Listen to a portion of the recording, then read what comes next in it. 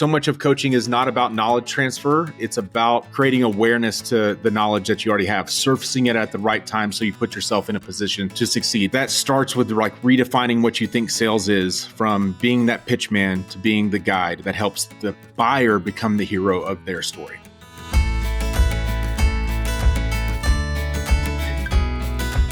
Welcome back to the Thoughts on Selling podcast.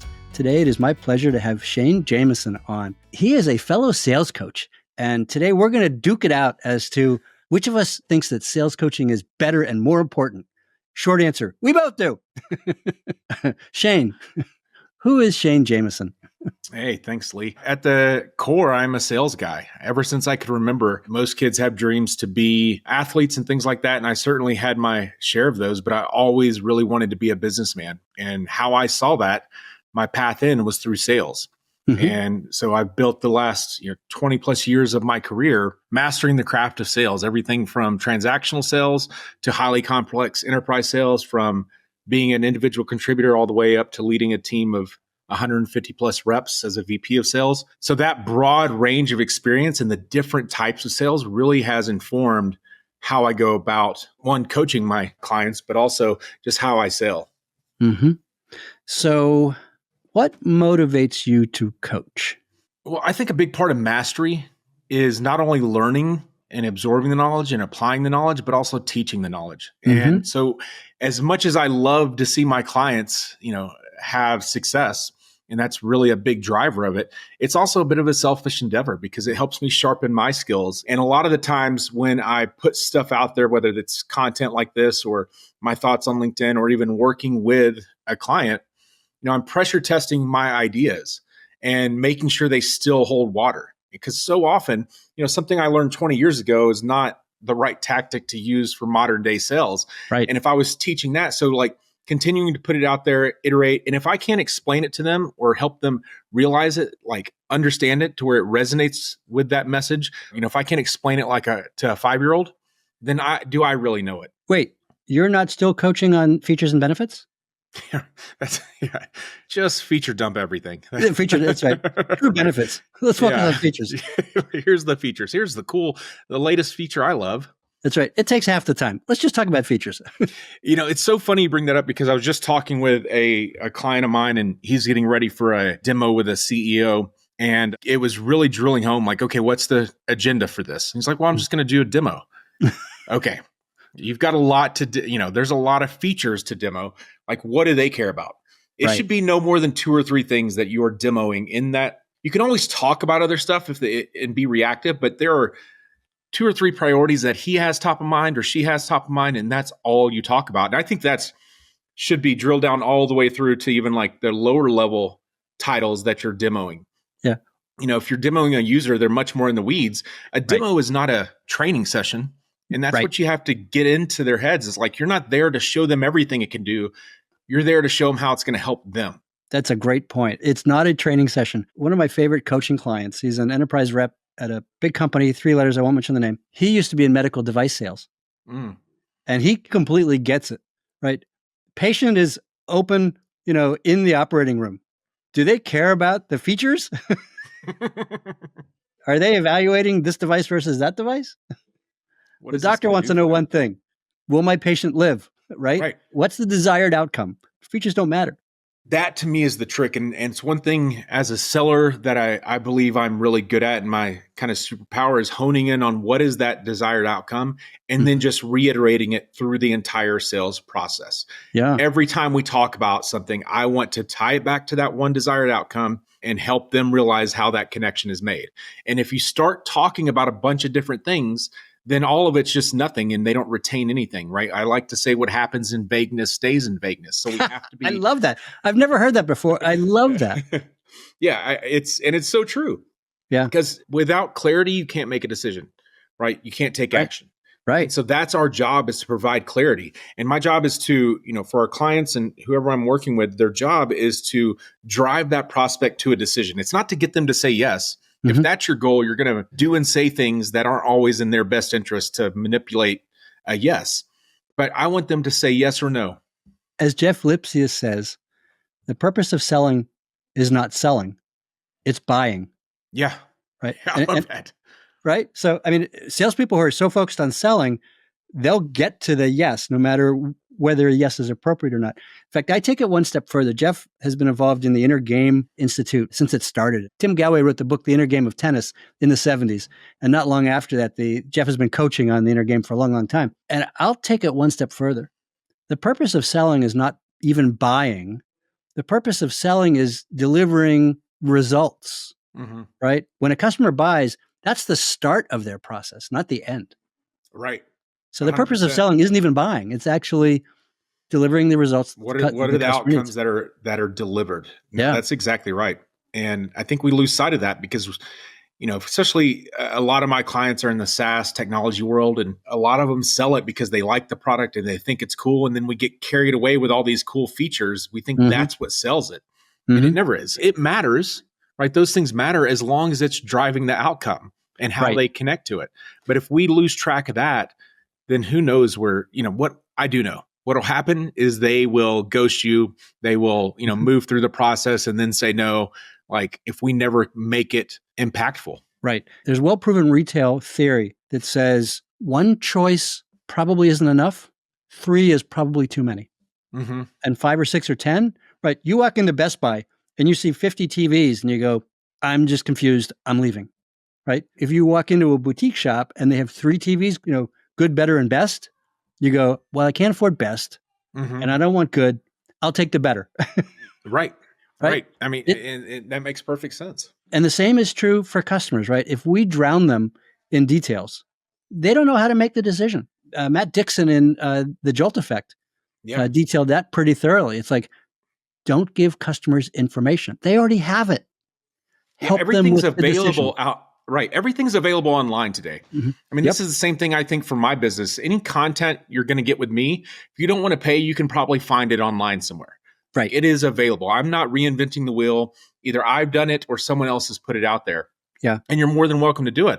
The reason why we get coaching is because it helps hold us accountable. It helps, I don't view it as like I give them the answers. A lot of them already have the knowledge.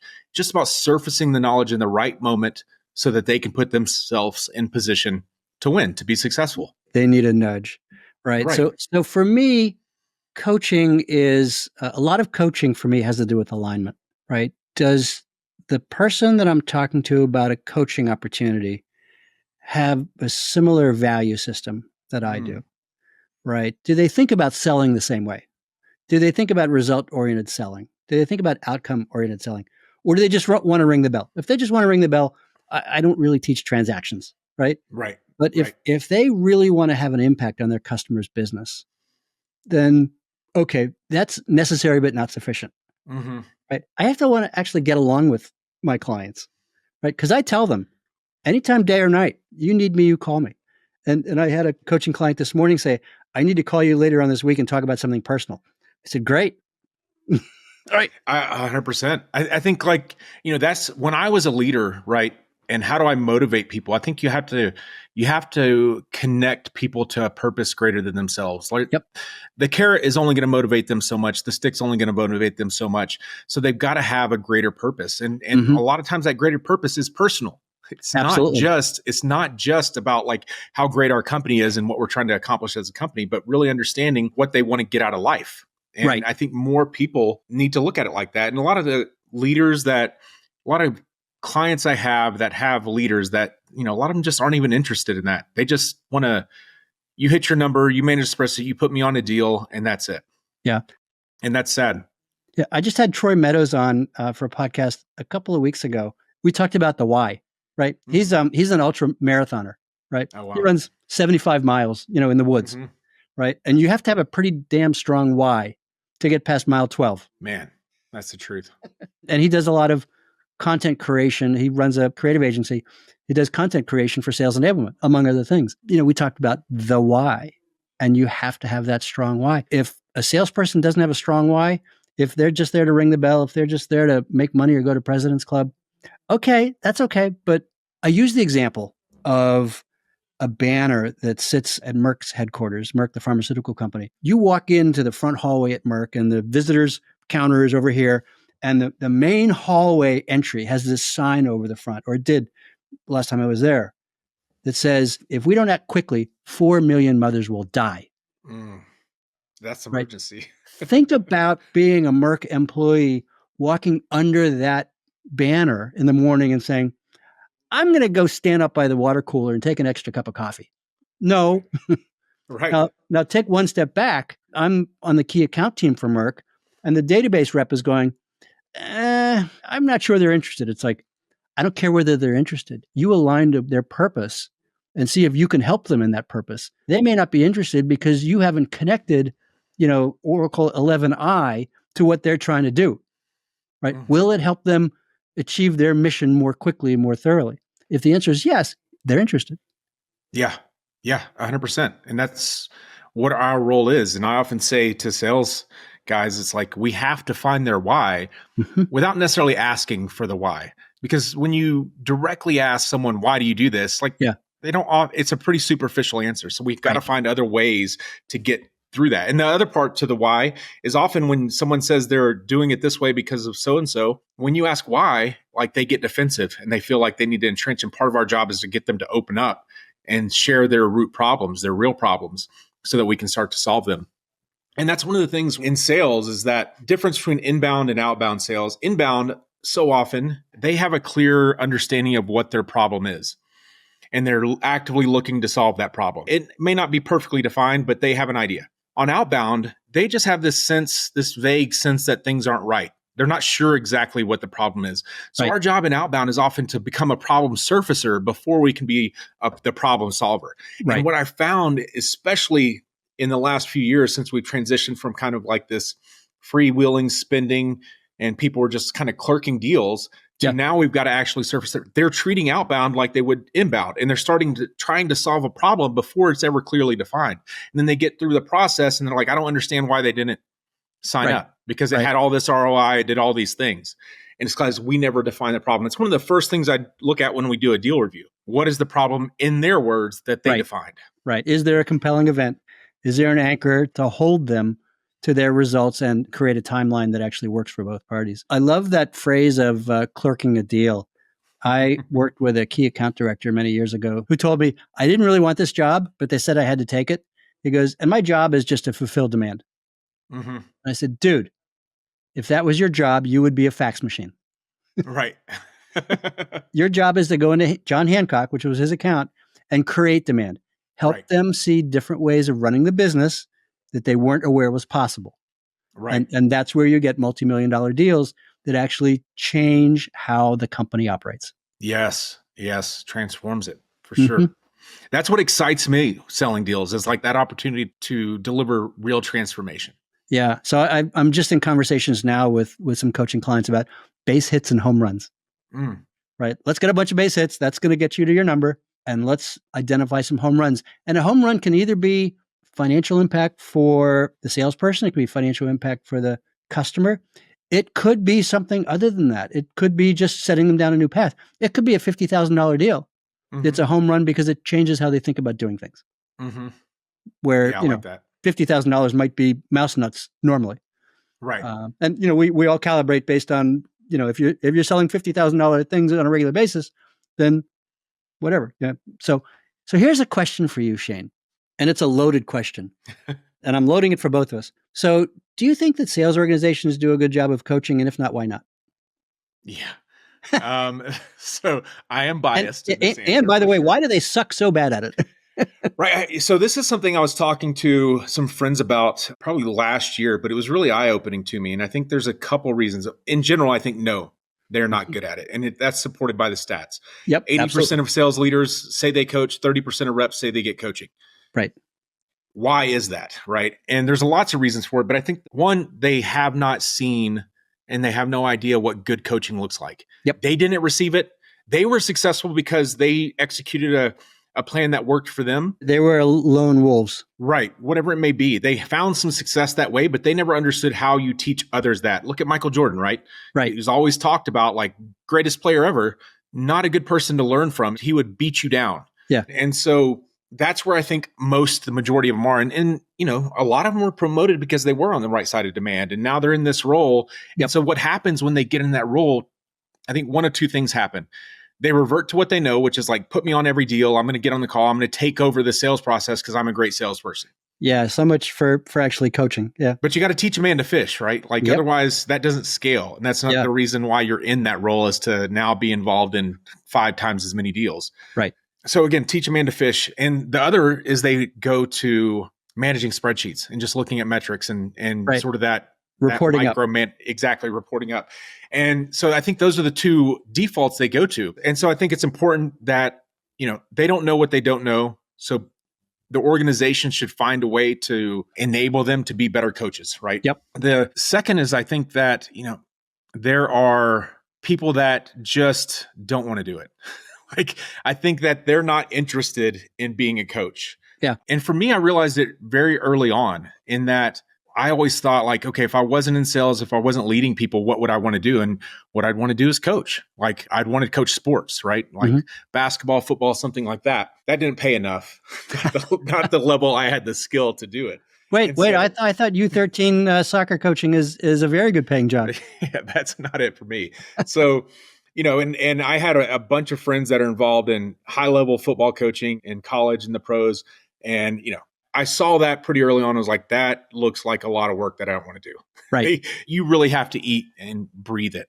So yeah, I think those are some of the reasons why they're not good coaches. They don't know how, and some of them don't want to do it. I think that does encompass the biggest problems, is that we want the reward, but we don't necessarily want to do the work. And a lot of people want the reward of the power and the title, and often the income that can come with that, but they don't necessarily want to do the work to coach people to do that.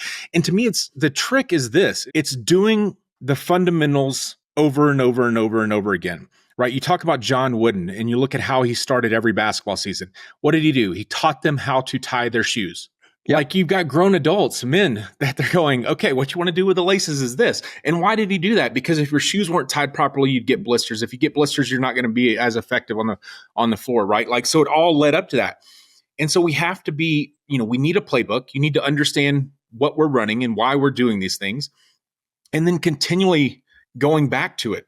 And what happens today is we're always enamored with a new shiny object, the silver bullet, the latest tactic strategy. And so we think that's where we add value, is by sharing that and coaching that. But the truth is, it's like, you got to go back to the fundamentals, which is like, to me, it's like, who is your ICP, right? Who are we selling to? Like, very specifically, who are the buyer personas involved in that ICP? What is your value proposition? And what is our messaging around that, right? And that builds the foundation. And then you just focus on one area of it, and then you go to the next. Over time, you go to the next, and then you go back to the beginning. And so when your team comes to you, I always say they shouldn't be surprised by your answer when they have a question. Right. It should be, oh yeah, that should be the response, because we talk about it all the freaking time. Right. If they're surprised, then again, they're too scattered. We're not focused enough, and we're not going to win. Yeah, I love that. I think you're spot on. So for me, in my recent role as fractional CRO, right, full-time coach mindset, right, I found myself sharing the 3 hats of sales leader, sales manager, and sales coach. And you can't do any 2 of those at once. Right. And I remember very specifically context shifting and saying, now I want to provide some coaching. Are you open to coaching? The movement between the conversation about, this is what I need you to do, and how do you feel about this, right? 2 very different sets of conversations. Right. And coaching is all about trust. It's all about 100%. Trust. 100%. And sales management requires some level of trust. But if the person doesn't do what you need them to do, you got to come down on them. Right? And you got to, I like to be positive. You need to support them. And sometimes you need to call them out. Coaching, for me, the coaching language was very different. And as a full-time sales leader in the past, I was able to do that because I had a good team that responded very positively to coaching, and we blew the roof off. Yep. But that doesn't always happen. So I have an old friend, Frank. Shout out to Frank. I have an old friend, Frank, who 2 years ago said he had started a new role and his direct manager had 30 direct reports. I said, Frank, how much coaching are you getting? Right. He goes, I don't even think my manager knows my name. Forget coaching. So I said, Frank, you want some external coaching? Yeah. Yeah. They don't have the time to do it. I think that's the other reason that I missed earlier on the 3 reasons, is that Most of them don't have time because there's Right. 14 other priorities that, fires to put out that they're focused on. Right. And they miss out. And so to me, as an organization, you have to instill a culture of coaching. And Right. I got very lucky early on in my career in that I started working with a great mentor that had, we built a culture of coaching. He built a culture of coaching where we were always doing call reviews, always doing role plays, always listening. And, to me, there's a framework to that, which I call PEPPER, which is prepare, practice, perform, and review. Mm-hmm. Right. I love that. And so you just have to wash, rinse, repeat that. But most don't have any, it's just ad hoc. And the two most important pieces, I was going to say prepare and review. Yeah. Practice and review. Yeah. So those are so critical. In the sales world, and why that worked in that. So in that first role, building that culture of coaching, we put a lot of time, like I'd say 20% of our time was spent on those coaching type activities in group sessions, one-on-one sessions, and, by ourselves, things like that. And today we're expected, I think the big problem in sales and business in general is that you're expected to execute 99% of the time. But like that doesn't work. Look at anyone that's successful is they spend a ton of time doing the prep work and the planning and the practice to make it look like it's just like they're winging it, right? Like it's easy, because it's so natural because they've internalized all that effort. It's the hard work that makes it look easy, right? Yeah. And that's what I think a lot of organizations are afraid to do. They're afraid to push their people. And people, to me, people want to be pushed. Right. They want to, it is uncomfortable. And sometimes you have to have difficult conversations. But I had a CEO come to me and say, hey, I'm going to get rid of my VP of sales. And I was like, well, what's going on? It's like his first time role. And he told me a couple of weeks ago, I just want to be liked by my team. Okay. Probably not the best way to say that. But I said, you'll be liked when you help them win. Right. No one goes, hey, I love just hanging out with Bill Belichick. No. Like he pushed them and pushed them and pushed them. And then they won and they love him. Right. He was respected before he was liked. Exactly. Yeah. More of that. Interesting. Yeah, we're in alignment on that one. The challenge is coaching is important and it's never urgent. Yeah. Coaching just isn't urgent. Feedback sometimes might be urgent. Corrective actions might be urgent, but coaching is never urgent. It's not something you can do like driver training. You can't stop on the highway and go, okay, 5 minutes of driver training. Yeah, that's a great way to put it, right? It's like you got to do that. You got to do the training in the parking lot and in the classroom and like not when you're out on the highway. And the things that are important have to be prioritized so that they do happen. Because otherwise, managers are spending most of their time managing up or doing deal reviews and pipeline reviews and not taking the time for coaching. Yeah. Well, I think that's a big problem with these leaders is they think deal reviews and pipeline reviews are coaching sessions. And then you get in a deal review and they say, hey, you should be multi-threading here. And they I coached them. Yeah. I did my job. And to me, it's really those are all about the company, right? Deal reviews, pipeline reviews. It's all about the numbers. It's all about the process and how this is impacting the company. Coaching it's inward focused. Is about maximizing the potential of that person within their current playbook, within their current ecosystem. That's it. Right. And I think that's why sports is such an apt analogy for sales is because in sports, they're constantly coaching, but they like a football team, right? They prepare and practice and plan 80% of the week and execute 20% or less. Right. And then they review it and then they do that thing over and over. And we just don't take the time to do that. We just kind of bury our head in the sand and hope it works out. Right. Malcolm Gladwell says it takes somehow the number 10,000 hours came up. And I think that's been disproven, but you got to do a lot of practice. And some of it is at the wax on, wax off level, where you're doing discrete portions of the full exercise. You have to do that practice to get good. And when a doctor becomes a doctor, when they're a surgeon, they don't spend 14 hours a day in the surgery. Right. They spend 4 hours a day. They spend hours and hours studying. They spend hours and hours doing patient reviews, patient outcome reviews, because they want to know what was the impact? What can I do differently? And that's a form of coaching. Yeah, 100%. Shane, we're biased on this. Right. I just haven't seen it work without, and when there's not a system for coaching or a culture of coaching, I have not seen very many successful organizations. They may have some success, typically because, product market fit and demand, things like that. But it typically is not sustained. Right. When you get into the sales-led growth, then the quality of the engagement with the customer is the driving factor in success, as opposed to the quantity, right? I looked at this a long time ago. When you look at investments at the top of the funnel, right? If you're putting X number of dollars into the top of the funnel and you look at what does it cost to materially change your outcomes with the top of the funnel, right? You double the investment in top of the funnel, you're going to get slightly less than double the return, but it's going to cost you a shit ton. A shit ton is a technical term. It's a technical. It's a KPI we measure at most of the companies I work with. However, if you look at changing conversion rates from 5% to 6% or 10% to 12% at any one stage, you get a phenomenal return with almost virtually no cost. Right. Additional incremental cost. It's this, I call that the sales magic trick, right? We need to hit our number but we always think like, I just need more leads coming in.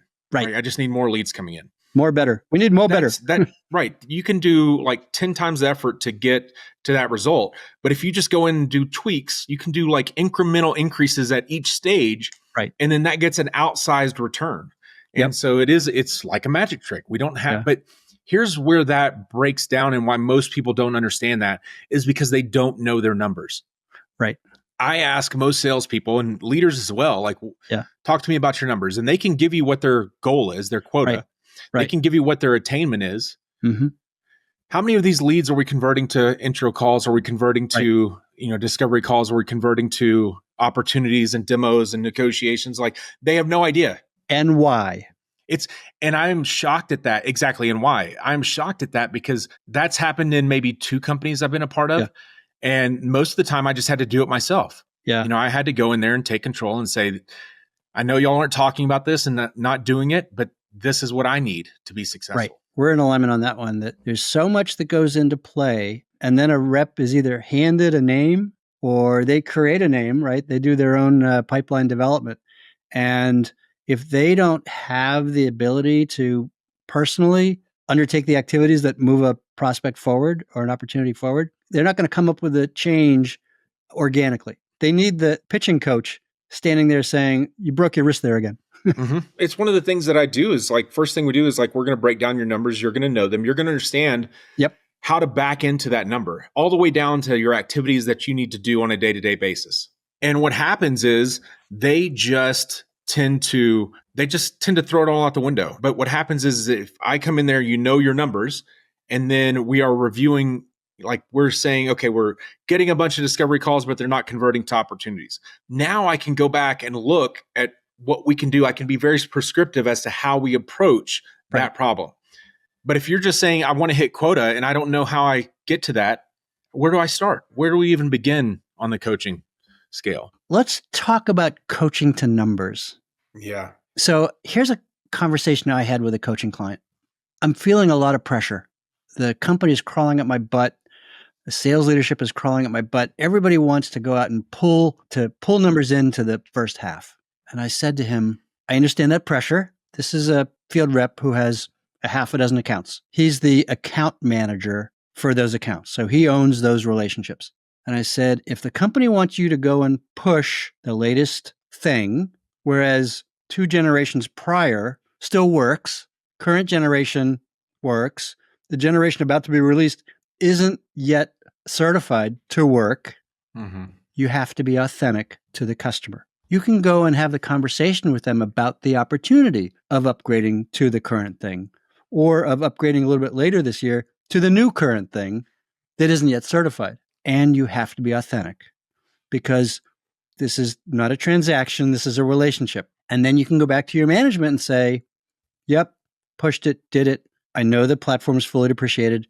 They're not ready to make another commitment.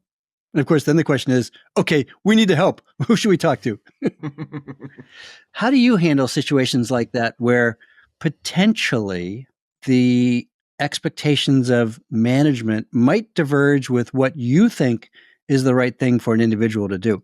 Yeah, it's a great question. It's the same conversation I had with a client yesterday as well was, he gets on the phone and he goes, I just got off the call with my VP, was asking, what can we pull forward, and really pressuring him to find something. And I think it's the truth. It's okay.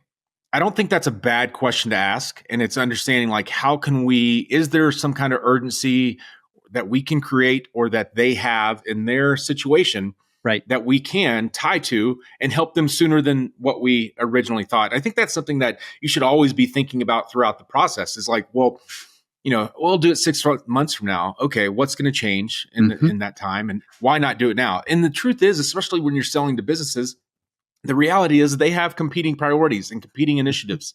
Yep. You have to align with those. And so if your solution isn't one of those things, can it then tie into one of those things that helps boost that?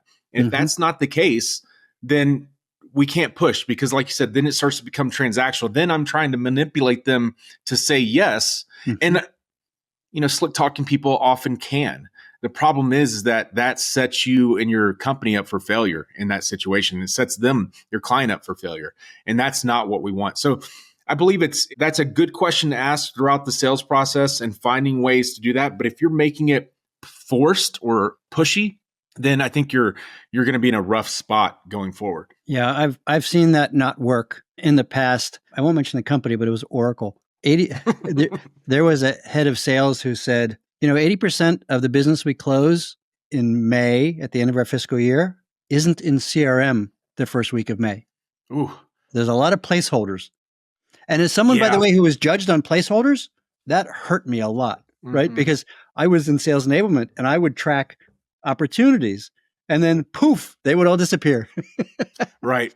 And literally the first year I was there was a CIO, a large company. The CIO signed a deal at 2:52 in the morning on June 1st. And because at 3 a.m., midnight California time, that offer was going to disappear. And I could just picture the CIO in his home office in his PJs, cursing out the company, going, I got to stay awake for this shit. I got to play this game again, right? I'll see you in 3 years. We're not doing this again. And we condition our customers to play that game where it doesn't work for their business. And it's really difficult so much for linearity. And in fact, linearity was what that sales leader came back with after he made that comment about the May opportunities. He goes, we need linearity. We're going to pay for linearity. Yeah, there's quite a bit to unpack there, because I think about it in a couple different ways. Is that, like, one, what can we do as salespeople to prevent that from happening? I think an easy thing is right off the bat, just stop setting your close dates for the last day of the quarter. You're right. It's Parkinson's law. You're going to take as much time as allotted to do this. And I think it's listening to the client, understanding what they're trying to do, and then finding that date and then backtracking, building that timeline based off that. But also, like, each interaction, constantly pressure testing that and making sure that this is what's happening. And that's part of what we do, like, especially when you're selling enterprise deals. It's less of being a sales guy. It's more being a project manager. And how am I going to get this across the line in a certain amount of time? Yeah. And that's where, if you just do that, I think that you start to align and your actions start to reflect that date. And the other part to that is, not necessarily believing the customer and what they say needs to get done to get this deal across the line. Like, once they've agreed to it, it's like, you should have experience. And if you don't have experience doing it, people in your company do, and they know what the steps typically are. And we need to add our credibility and our expertise and say, I appreciate you saying, hey, we can get it signed on March 31st. Here's what I found. And here's what I know that works. Do you think, and you start to work with them on that timeline. So, it's procurement, it's legal, it's all the different other stakeholders that need to sign off on this. And I think we lose a lot of urgency once we hear that, yes. Yeah, we're going to do that. And in an enterprise deal, like, that verbal means, nothing. It will probably get done, but it's not necessarily going to happen when you think it's going to happen. So we have to really shore up and make sure everything's tight at that point. So if you're doing that and a VP of sales is still coming to you and saying, hey, what can we pull forward? Like, that should be documented and in there and say, hey, this is the timeline that's going to work. And so let's avoid that, hey, I'll give you a 10% discount or a 20% discount if you sign now. Like, they don't care. It's not their money they're spending. It's part of the budget, but, like, it's already allotted for it, and that's what they're going to do. So those tactics just leave people with an icky feeling. There's so much there that you said that's gold. The pressure testing is great. And the icky part, when you ask a customer to pull a deal forward, it doesn't make life easier for them. It makes it more complicated, right? Mm-hmm. Yeah, someone else might get, the procurement person might get a gold star for Mm-hmm. saving 10%. But the organization that had planned the implementation, now they're having to do things out of sync, out of step. Yep. They're saying, wait, this is not easier for us. This is harder, right? So I like to use the anchor approach of, when does this need to be up and running by itself? Right. Okay. That's the date you run backwards from, not Backwards like, hey, from, right. So how many months do you need to run the systems in parallel? Mm-hmm. How long will it take to implement and move stuff over? How long does it take to train your people? How long does it take for the contract negotiation? How long does it take for, and I do this all the time with coaching clients, and they go, wow, if they say January, they need to be signing agreements in May, right? Right.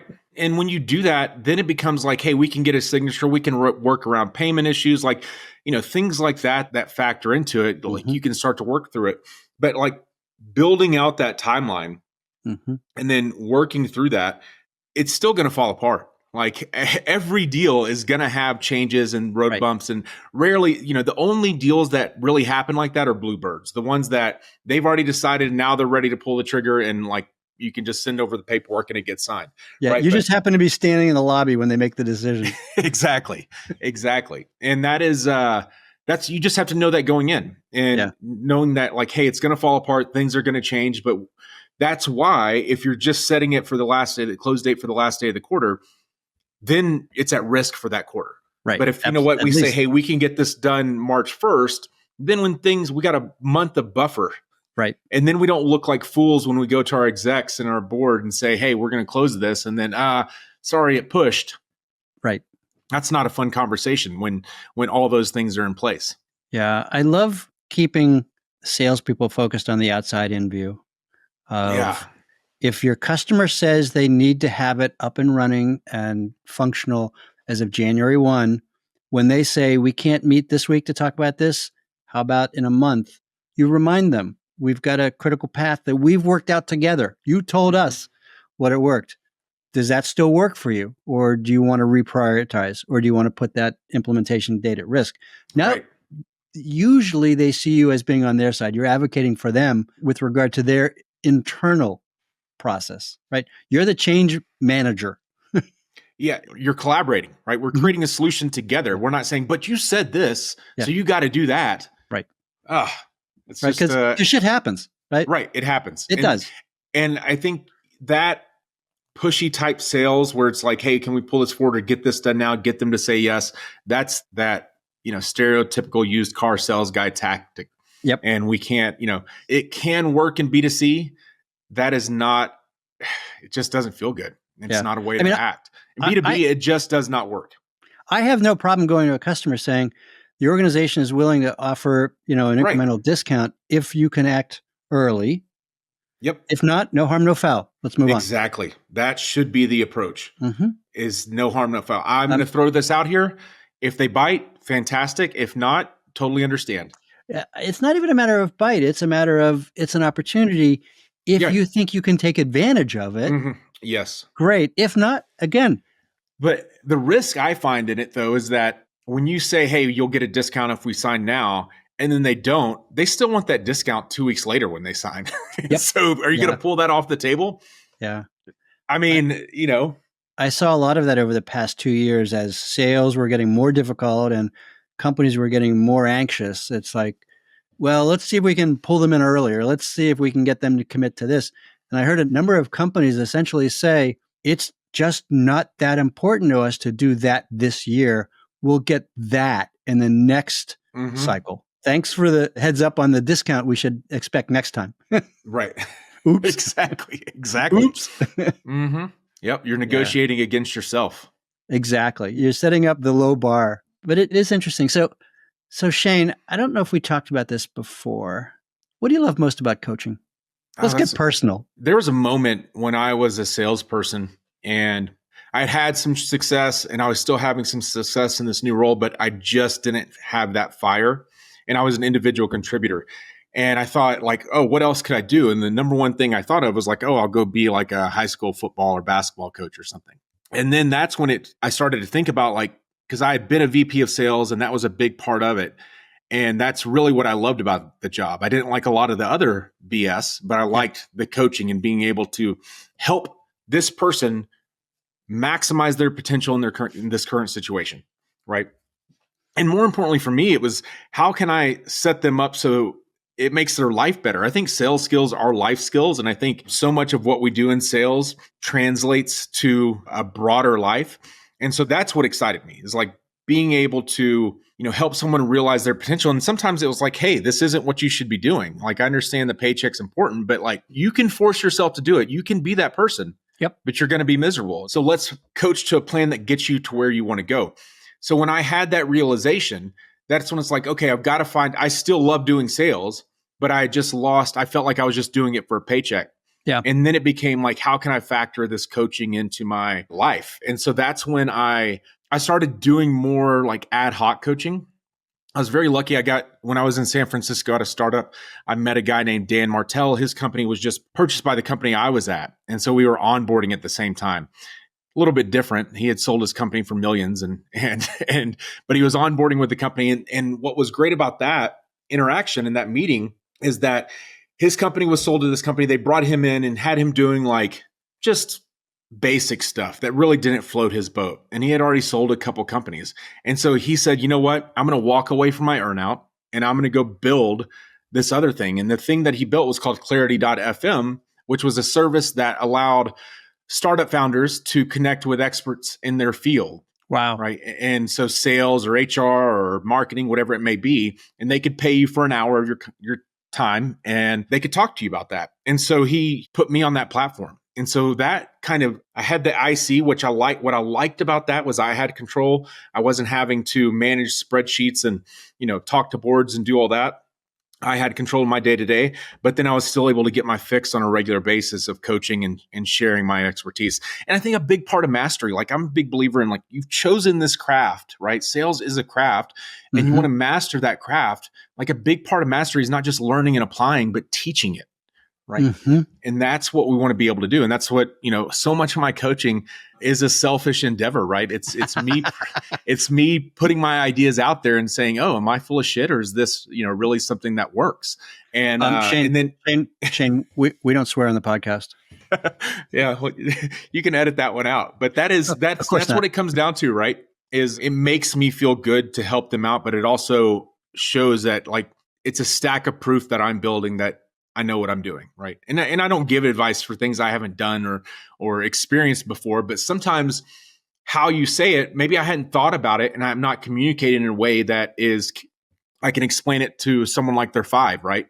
And that's really where I think you become a master, is when you can take a complex topic or subject or situation and provide advice to someone like they were 5 years old that anyone can understand it. I always ask my salespeople to sell something to their grandmother. Mm-hmm. If you can sell it to Granny, you're ready to talk to a customer about it. Right. You can't, and that forces you can't use, corporate jargon and marketing gobbledygook speak, right? You've got to be able to relate it to something that those folks know. Yeah, exactly. Grandma just doesn't care about cloud services. And speaking of cloud services, tactically, I love being in a position to ask a coaching client simple questions that you and I have run into 100 times. It's like, does that customer have a cloud services addendum? Can they actually buy and use what you're proposing? No, shit. No, right. they need a CSA before they can buy that cloud pack because they've never bought cloud from us before. Mm-hmm. And so again, that's a tactical thing. I also like what you said about like routing people out, right? There was someone I was introduced to through a mutual friend, just a casual set of conversations. A guy, he said, I'm an SE right now. I want to go into sales. And, 2 conversations later, he goes, I really don't want to go into sales. Good guy, knows his stuff. Sales looks really attractive from one track over. Have more fun, make more money, be out whining and dining, but it's a lot of work, right? Yeah. And people are sales professionals. And part of the definition of professional is you work at your craft, right? As you described. For me, it's about helping people transform. Yeah. It's about helping people. I have several clients right now that a year ago they were being judged on the number of dials they made every day. And they literally are field salespeople in a big company. And a year ago, they were being judged on dials. And today, they are accountable as full line account managers for either 2 or 6 accounts. Mm-hmm. And just helping them with the process of moving from a product centric salesperson to a relationship manager and holding the context for that relationship and being the customer advocate within a large enterprise organization. I feel blessed to be able to be part of their journey. Yeah, that is a blessing. It reminds me of a client I worked with. I started working with them almost a year ago now, but right when we started working together, his role was eliminated. Mm-hmm. And he was in a difficult situation because he had success at Oracle, and then he had 3 startups that he worked at. Yep. That none of them working at Oracle out. And working at startups is different. It's a different thing. And he had success at Oracle. But the startup is sexy. The startup world is sexy, right? It's like, yeah, this might be my big payday. This could be exciting and fun. And it's true, but it's really hard to pick the winners. Understanding product market fit is, to me, the key element a company has to have for a salesperson to be successful is product market fit. Right. They know what their customers need and they keep those customers. If they haven't got that, there's nothing for a salesperson to do. Right. Exactly. And you'll beat your head against the wall trying to figure it out. So, they had to pivot. They let him go. And now he's got, 3 kind of short stints on his resume. And we just sat down and I said, hey, we're going to apply a sales process to your job search. Right. But first and foremost, the first step of that is let's understand your ICP. What's the ideal company that you want to work for? Right. And he went back to when he had success, and it's it's an Oracle type company, a company that's got the resources that he can come in and execute. He's highly technical and strategic. And in a startup, those aren't valued really because you just have to be able to go by the seat of your pants, right?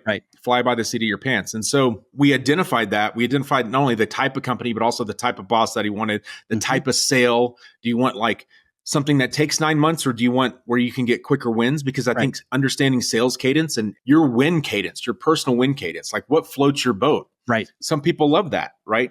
And so we did all that work and really defined it and then put together a plan to go after these accounts.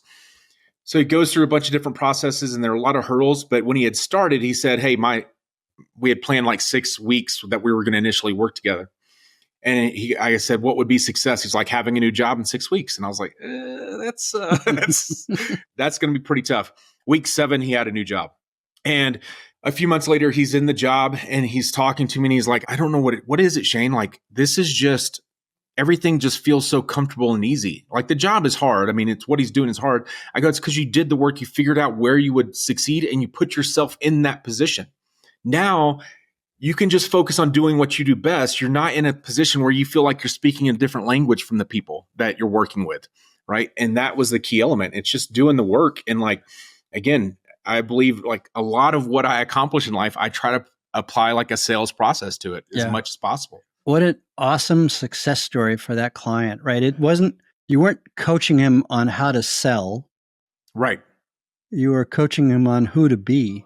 Yes. And you need to be you, right? And once he figured out who he was, the other stuff's easy. And the best part of it is he finished his first year 149% or 153%, I think, to quota. Yeah. And he's starting this year off on, really well as well. That's great. And it's only, at time of recording, we're still in Q1. Right. To have good visibility in Q1, that's awesome. Shane, we could go on like this for days, and we will, but I get charged overtime on if we go too long. It's wonderful to end on that success story. Tell us where people can find you and what a great client looks like for you. Oh, that's awesome. Yeah. So ShaneJamison.com is the easiest way. From there, you can find me my LinkedIn, which I'm just Shane Jamison. SHANE.